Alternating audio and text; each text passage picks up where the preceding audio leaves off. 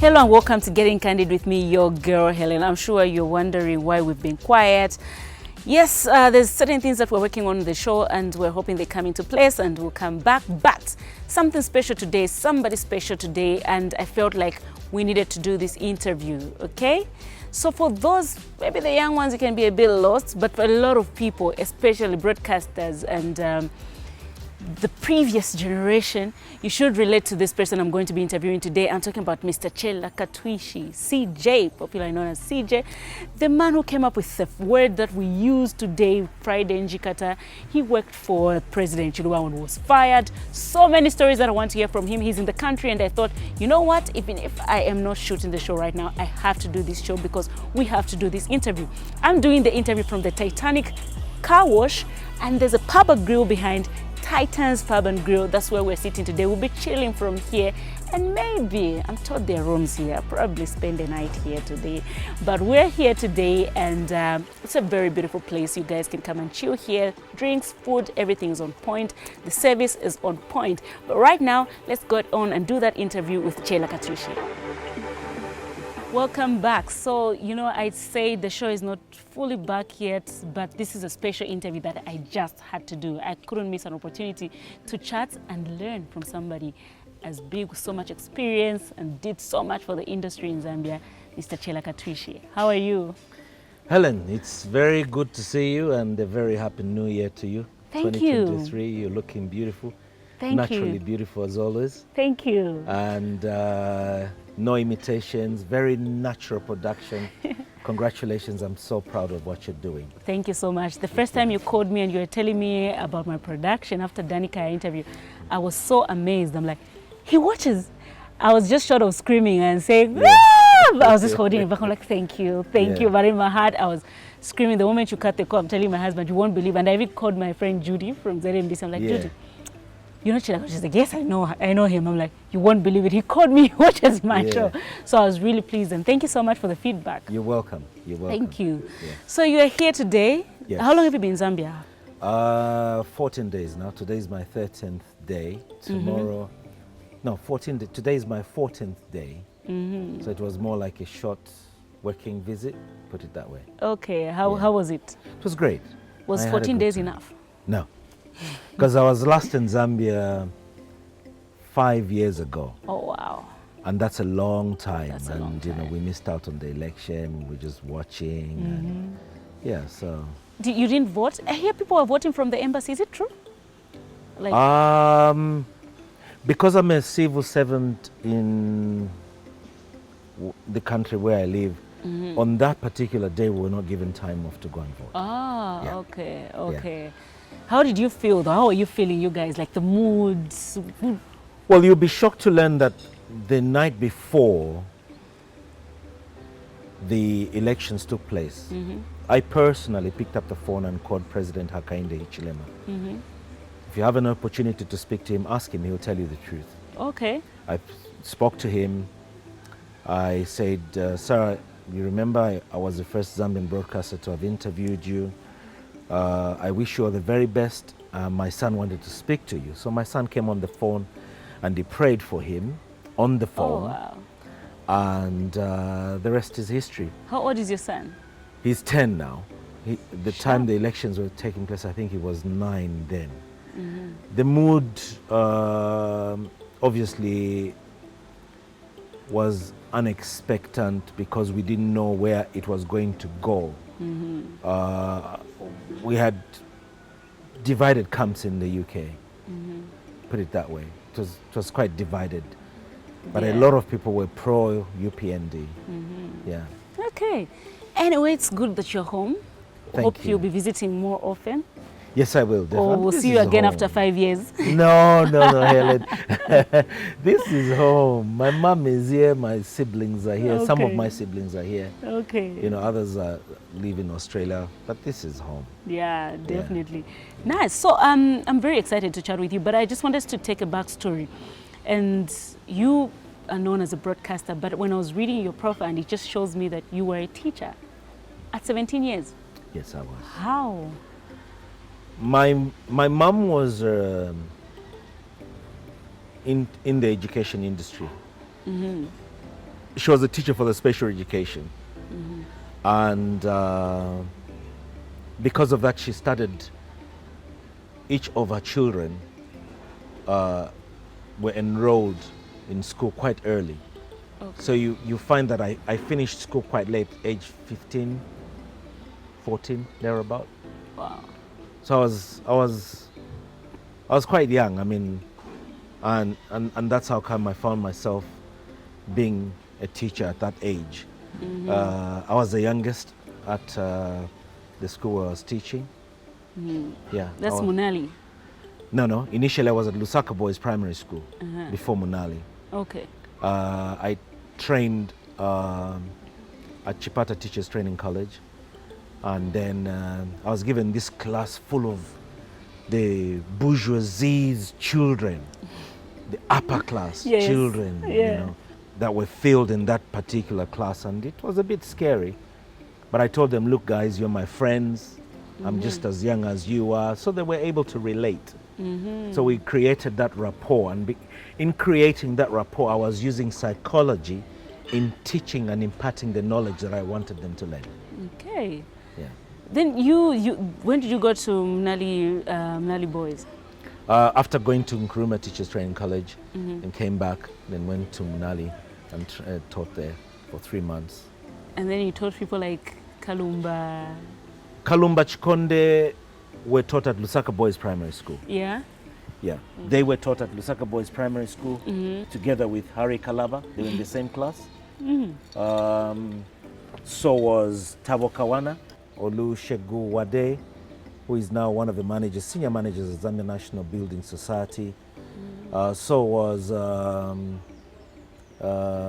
he's a former director of human resource at Barclays. Just can't remember his name. Okay. Yeah, I taught quite a lot of people that, you know, every time they see me, they say, I'm a teacher, you know. So for me, they say, no, you guys are my friends, and you know, we're buddies. And with Kalumba, it was so funny because I taught him at Lusaka Boys Primary School, and then he came to Radio Phoenix and found me, and we worked together, and you know. Now I'm just thinking, obviously being a teacher was inspired by your mother, right? Yes. But then how did you transition to media? When we took the children to go to Wildlife Conservation Club television program on ZBS then, which was called Zambia Broadcasting Services, I was on set. They were interviewing me about wildlife and everything. So we had incorporated both primary and secondary school students. So I was the coordinator of wildlife, as one of the teachers who was coordinating wildlife among the students. So we're talking about preservation of nature, you know, wildlife conservation and so on and so forth, imparting the knowledge, basically why people should not go into hunting and so on and so forth. And it was then on television that the late Man Sichalwe, Ambassador Frank Mutubila, the late Lazarus Kanyungu, the late Peter Mwemba, who else? Doris Mulenga came and said, that voice, we need that guy, we need him. Nice. Make Make sure after the television program he doesn't go. So after the program was finished, I just saw these popular personalities and I was so excited. Oh, let's take pictures, blah, blah. They said, no, that's not what we came here for. We just would like to have a chat with you. Would you be interested in being part of the broadcasting industry? I said, that's like, I wasn't expecting it, you know what I mean? Yeah. And then they said, well, let's do the practical bit. I said, listen, you're moving a bit too fast. Slow down a bit. Just you know, slow down a bit for me. And that's how we did what was called the auditioning. So they took me to a studio. It was my first time. They gave me a script to read, and I was shouting. My first time to wear headphones, I was shouting. They said, no, don't shout, just talk. Yeah. I couldn't hear my voice. So they taught me one trick where you put your headphones on and then you leave one ear, you know, off. So I could be able to hear on this side and I could hear what I'm speaking from the other end. And that's how they said, yes, listen, you have a job if you want a job. Wow. So I went, slept over it, asked my mom. My mom says, Sonny, if it makes you happy, go for it. But let me tell you something, fame goes with consequences. Yeah. And if you're not careful, you're going to pay the price. That's what my mom told me. And that was it. Yeah, and that was it. And the rest is history.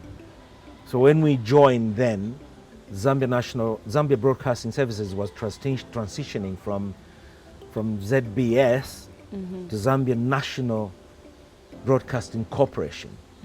So it moved the studios from Ridgeway area to Ali Kinkata Road.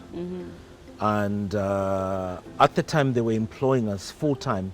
The studios had already moved, but it was still being called ZBS until it was officially launched by the late Prime Minister Kebe Musokotwane, who came and launched it, and then Radio Mulungushi was born.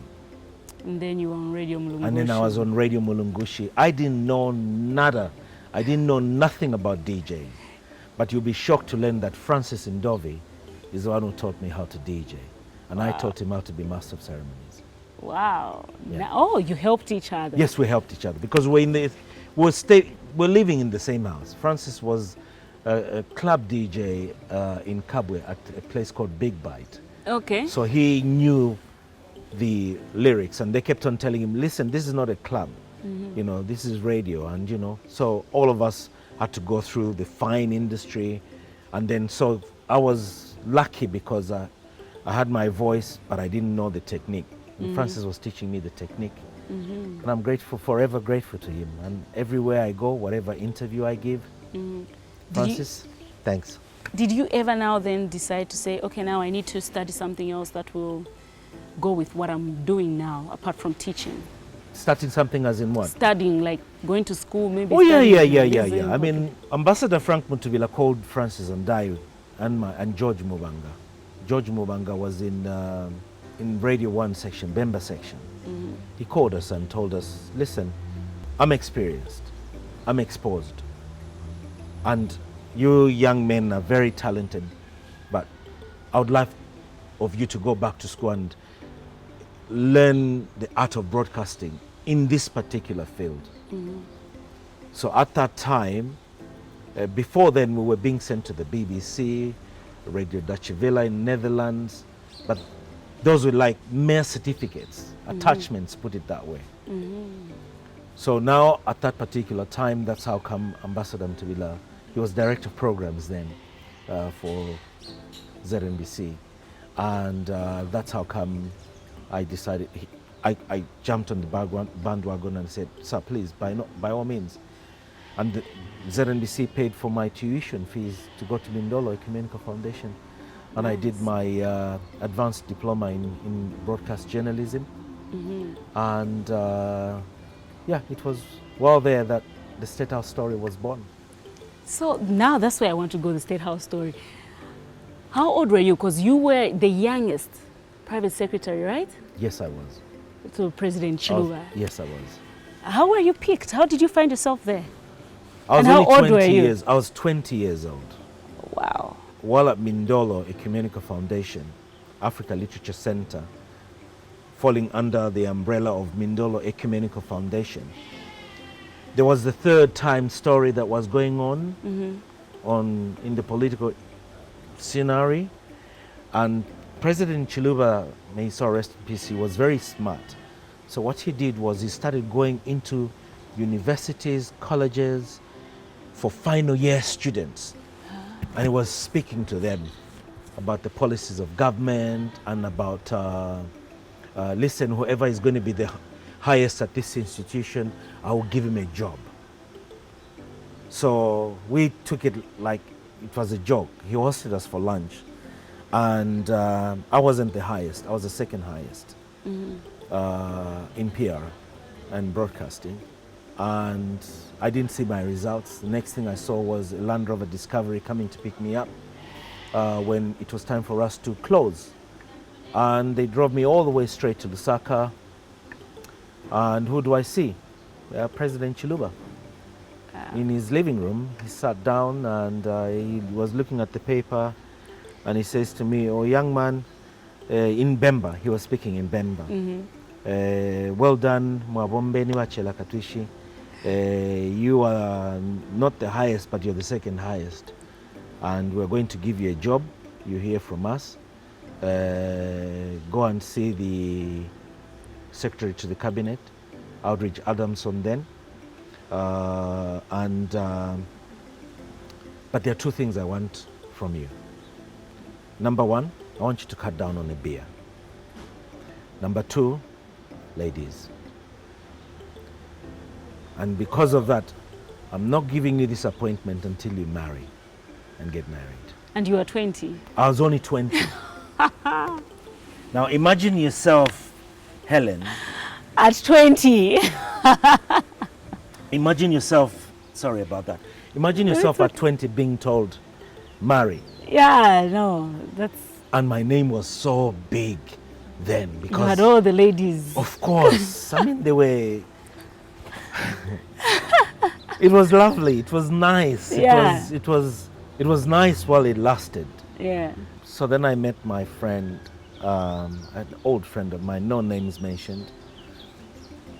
And I asked her to find me a lady to marry. First I asked Anne Mukabe and Chabala Chimpampa.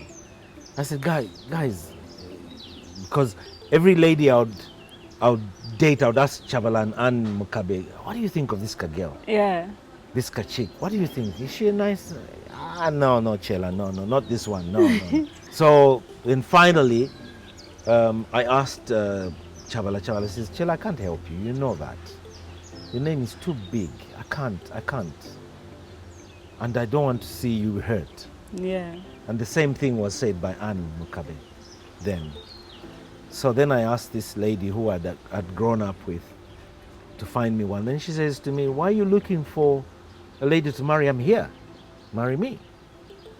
So I said, I don't think it's going to work because, look, you and me are friends, blah, blah. She had 2 children. One was 4, the other one was 2. Yeah. And that's how we got married. My mom was not happy about it, but we got married anyway. It was like marriage of inconvenience. Yeah, that was... Then, before getting married, I went back to President Chiluba and asked him, "Sir, could you please give me 3 months to get to know this girl? I found a girl, but just give me 3 months." He says, "No, I'll give you 6 months." So instead of being appointed in January, 3 months, January, February, March, instead of being appointed in March, I ended up being appointed January, February, March, April, May, June. Yeah. And the wedding took place. And day one, State House. So immediately you got married, you were even... Yeah, I was given everything. I was given my appointment letter. Firstly, I want to know how you felt, how you were feeling at the time when you just entered State House and he's telling you you have a job, but before he even gives you other conditions, like what was going through your mind at that I didn't moment? believe it. Yeah. In my mind, I was saying, until I see it, until I put pen to paper. I didn't believe it. But I was shy, like, you know, it is when you're face to face, one-on-one, Yeah. not in a group, but one-on-one with the president. Yeah. And he was preparing to go to bed, put it that way. So he was So relaxed. it was humbling. He was relaxed. But now I'm thinking, okay, so didn't you ever think, what if I marry and they don't even employ me? Or did those thoughts ever cross your mind? My mom asked me that question. Yeah. And I told her I'll divorce. And my mom says, "No, it doesn't work that way, Sonny. Marriage is for life. You don't marry to divorce, you marry for love." Yeah. I said, "But my mom, you know this situation." She says, "Well, you don't have my blessings, but if it makes you happy, Do it. there's nothing I can do." Yeah. What, my dad? What's wrong, Sonny? Why are you going to marry somebody with 2 kids? Mm-hmm. There's so many girls. Why can't you go to a college? Blah, blah, blah. I said, "What, Dad, this is, I want this job. This is what I want." So you were not dating at the time. You couldn't look at, maybe I'm the one I'm dating, let's just get married. The ladies were going for me. Let me put it this, the ladies were... So you were not pursuing, it was... No, I wasn't the other way pursuing. around. I wasn't pursuing. Okay. I had enough friends to keep me busy. And I'll make sure they would not collide. So maybe it's embarrassing to talk about that. Oh, Helen. No, I'm just thinking like, because before you fully got employed at ZBS, your mother warned you about fame. Yeah. Did you at any point have any regrets? Yes, I did. What happened that say, no, I'm regretting? When she divorced me. Yeah. Because of fame. No, she divorced me because, unfortunately so, I'm not sure if I should talk about this, but issues of infidelity. Okay. Not on my part, on the other part. Oh, okay. Then she said to me, I'm not worthy of you. I think I want a divorce. It was nasty, heartbreaking. But bear in mind, the divorce only came after being fired from State House. Oh, okay. And So after the kids were all grown up, had finished school. You had kids together as well? We had one. Okay. Unfortunately, the kid choked and died. Oh. Unfortunately. Sorry. Yeah. How old was the child? I can't remember. It's heartbreaking story that I don't like that talking should be about. heartbreaking. Yeah. That should be heartbreaking. Yeah. How long did you work for State House before you were fired? I think I did work for close to a year. I can't remember, but it was about close to a year or thereabout. Helen, the experience was interesting. I had everything. Mm-hmm. Everything I needed, everything. Yeah. It was nice. It was like a movie. You're living like there's no tomorrow. I had everything I needed. Where were you fired though? I don't know. Very difficult to answer that question. And what makes it difficult is because I wasn't told. Why? How were you fired first for not How being, was I fired? like First there was a meeting, and I was called. There were all these accusations in that particular meeting. The entire State House senior management was there, and they asked me questions if I did this or that, and I denied. I said no, I didn't. Then they said, okay, you'll hear from us. The next thing, as I was walking out of the door, they got the keys away from me, they got the guns away from me, and I walked from State House to my home. My home was just directly opposite former American Embassy along Gumbo Road. They got the car keys immediately. Yeah. They couldn't even let you. Yeah. And the next thing, 3-4 days later, I received a suspension letter, pending investigations. And the next thing was a dismissal letter. And then from driving a big Land Rover Discovery, having sentries at your gate, having security provided for you, having all the money, to going to live in a 1-bedroom house, a 7th quarter in Kabulonga. And you know the houses in Kabulonga are old houses. So you've got to go outside the house to go and use the toilet or bathroom. When I went back to Mom, I said, Mom, I'm suffering. I need your help. You've got all these houses. I know we're not poor, we're not rich. My mom and dad told me, listen, you chose. You made this bed, lay in it. Wow. For me, I felt that was harsh, but they were teaching me discipline. Think before you make a choice. How did you, because I think that can be depressing. Did you go into depression? How did you deal with that? I didn't go into depression. There were all sorts of rumors. There were rumors like, oh, I'm dating the former First Lady. There were rumors, oh, Chella was going to Shentemba shooting in the air. There were all sorts of rumors. Name it. All sorts. None of the rumors were true? No. Did you maybe to the extent ever... where, Helen, you walk in a bar or a restaurant, Yeah. and one guy says, oh, hold on to your ladies. They're not mentioning names. They just say, oh, hold on to your ladies. Meaning, be careful, this guy, the ladies' touch has come. So I'll just sit there and take my beer, watch my soccer, and and I go out. But Dr. Phiri helped me a lot, because you can imagine where you apply for this job. ZNBC could not take me back, despite me being, I can't remember whether it was secondment or placement or appointment. I can't remember. It's a long time ago. And then I tried to apply various radio stations. Nothing. Nobody could take me. The only person who was very frank with me was the late Ero Hickey. Ero Thomas Hickey called me and said, Chella, I would love to employ you, but my hands are tied. Who wants to employ somebody that has been fired by a president? Yeah. I don't want. I said, sir, I don't mind. Please just help me. He says, well, listen, let me sleep over it. He slept over it. The following day he came. I went back. He told me, come tomorrow. I went back. And we said, we're going to employ you, but you'll be a volunteer. No pay. So I was employed. So I started using my talent on radio. And Dr. Manasseh Phiri called me one day and says, Chella, I hear you on radio now. You're doing great. I said, yeah, I'm trying, but I don't have money. And I don't want to ask for money. Yeah. He says, well, if you don't want to ask for money, use your brains, use your talent. God gave you a talent. And that's how Friday in Jikata was born, where every weekend I started going to DJ to make money. We started with a small side corner of Mulungushi International Conference Center. Friday Pepino then, he was the manager for Mulungushi Conference Center, the late. May his soul rest in peace. It filled up. From there we moved upstairs. It filled up. We moved into the main hall.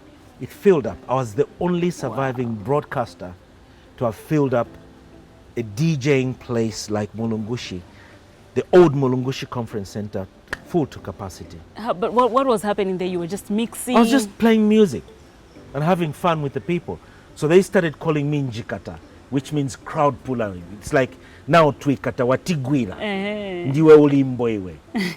You understand? Yeah. That's how Friday Njikata was born. Then Dr. Manasseh Phiri came in with, Chella, think of sponsored programs. I said, but sir, if I go to all these companies, they don't want to associate anything to do. I was like a reject, a Lazarus. Yeah. He says, well, go to UN organizations that the government is not going to touch. And that's how I started going to UN organizations, seeking sponsorship, writing proposals. My mom, being a teacher, she helped me with proposals. And bang, I started getting sponsored programs. Nice. And I survived. And then, while on radio, I started making promotions of one particular musician called Oliver Mtukudzi. As I was playing his songs, a long time ago, my parents used to take us to Harare, Zimbabwe, for holidays. So every time we cross into Zimbabwe, we'd hear this jazzy, nice, fine music, put it that way. And Alfred Banda, the director for Chosen Funeral Heritage Home, is a good friend of mine. So he gave me his CD. He says, Chella, this is the song you were talking about that your parents used to like, you know, that you're talking, because his mother was from Zim, and his dad was from here. His late dad was from here. So then I started promoting his music on the radio. And people say, Chella na wabasila manje. I started doing my research. I would play the song, then explain the meaning of the song. Every week I'd play one song from Oliver Mtukudzi. Every week. And lo and behold, Oliver heard there was a young man who is in Zambia who keeps on playing his music. Yeah. So he sent his manager, Debbie Metcalf, an English lady. So she came, she looked for me, and we flew to Harare. She told me Oliver wanted to see me. I was humbled. We got there. When we got there, Oliver and his wife, Daisy, left me their main bedroom to say, we don't believe in hotels. This is where you're going to be. This is our small hotel. We had a big, massive house in an area called Norton in Zimbabwe. So they gave me their bedroom. I was humbled. I didn't know what that means. When I asked Shona people, they told me it means they respect you a lot. Yeah. Then he asked me one question. He says, so, I'm going to give you one present. And I want you to give me one present to thank you for playing my music. So he gave me this chain. That's why I always like to wear this chain, yes. Ah. This chain was given to me by Oliver Mtukuzi. After he gave me this chain, then he took me to a second-hand showroom. Not brand new showroom, second-hand used cars showroom. Yeah. He says, pick any car from here. Then I picked the Mercedes-Benz. He says, you have it. They wrote all the papers. It was in my name. I went flying to Zimbabwe. I came back driving to Zambia. He bought me my first Mercedes-Benz vehicle. And that's how Oliver and I became best of friends. Wow. Then promoted his first show in Zambia, and the rest is history. Oh, wow. You really had, like, I think you really enjoyed your time. Oh, yeah, I did. You really did enjoy your time. Oh, yeah, I did. But the time, I don't know. Firstly, I wanted to, before I even ask about, because I've got a question about you promoting Oliver Mtukuzi, but I wanted to find out something. Did you ever, when you were at State House, did you ever think at some point you ever used your position to take advantage of certain things that maybe that would have gotten you in trouble at State House? I mean, you were young. Maybe unknowingly, I don't know. Yeah. But not knowingly.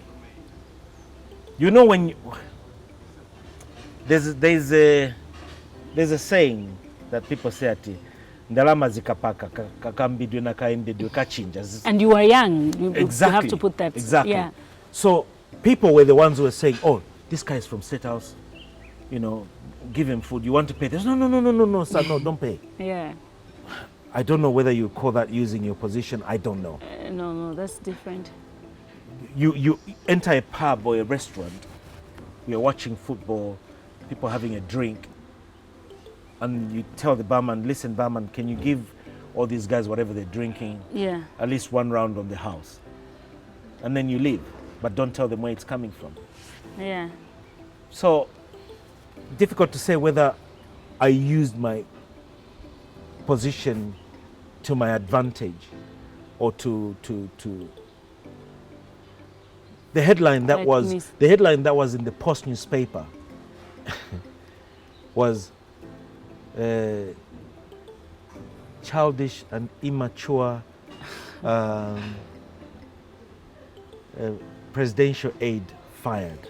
Oh wow, that was a strong headline. And they sent a friend of mine, no names mentioned again, who was working for the Post then. He was ambassador now, but I'm told he's been recalled, to come and do the story from me. How was that? Did you give them a story? I felt it was insulting. Yeah. Because he should have declared interest to say, no, he's my friend and I can't do that to him. But did you ever get a chance to talk to former presidents, like after you were fired, before he died, like to just... Yes, I did. What did he say? Did you ask him to say, why was I fired?